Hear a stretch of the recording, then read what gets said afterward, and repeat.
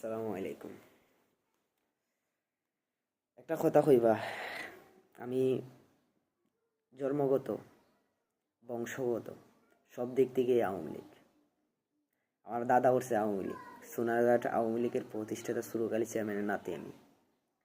Main কথা হইল, স্বাধীনতার পরে আমার দাদা আওয়ামী লীগের লিয়ে করতে করতে করতে করতে জাগা সম্পদ যা ছিল সবই গেছে। বিনিময়ে আমরা রাস্তার ফকির, ফকির বলতে আধা ফকির আর কি। এত কিছু করার পরে যখন আওয়ামী লীগ ক্ষমতায় আইছে, তখন আমার চাচা ইউনিয়ন চেয়ারম্যান দাঁড়াইতো। আমার চাচারে টিকিট না দিয়ে অন্য দলের অন্য টিকিট বিক্রি করে। এটা ছিল আওয়ামী লীগের ধর্ম। এখন দূর সময়ে আওয়ামী লীগ কর্মী খুঁজে, কর্মী তো পায় না। সোনারঘাটের কোনো আওয়ামী লীগের একটা লোক দাঁড়ায় কথা বলার চান্স পায় না। সুরবাটফারে দিছে নৌকার টিকিট, সুরবাটফারে করছে আওয়ামী লীগ। বালা আগের যারা ফুরান আওয়ামী লীগ আসলো, হেরারে দিছে লাত মেরা ফেলাইয়া।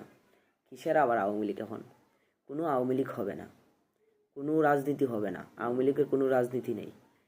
জামাতে দেশ খাইলে তো খাইয়া লাগ। হেরা যদি এই চিন্তা করতো যে জামাতের হাতে আমরা দেশ দিব না, বিএনপির হাতে আমরা দেশ দিব না, তে হেলে হেরা এগুলা করলো না।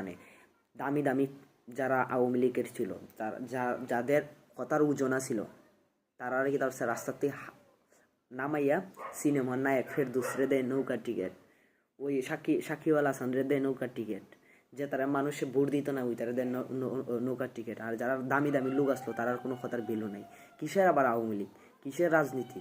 কোনো রাজনীতি হবে না। আওয়ামী লীগের কোনো রাজনীতি নাই। যদি আমরা আওয়ামী লীগ করবো, আমরা তোমরা দিয়ে আওয়ামী লীগ করতাম, আমরা নিজে আওয়ামী লীগ করবো, বুক ফুলাই হইতে পারবো আমি আওয়ামী লীগ। ওইটাই হইব আওয়ামী লীগ। এটা হইলো দেশের এটা হইলো দেশের জন্য আওয়ামী লীগ। তোমরা এমনই আওয়ামী লীগ করছো, আওয়ামী লীগটা ধ্বংস করে গেছো। মনে রাখো, এই দিনে আর দিন নয়, আরো দিন সামনে আসে।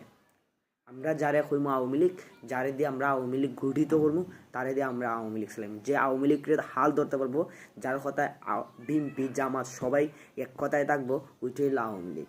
তোমরা দেশের বালা চাইছো না? যদি দেশের বালা চাইতে, তাহলে তোমরা নৌকা টিকিট বিক্রি করলে না, যারা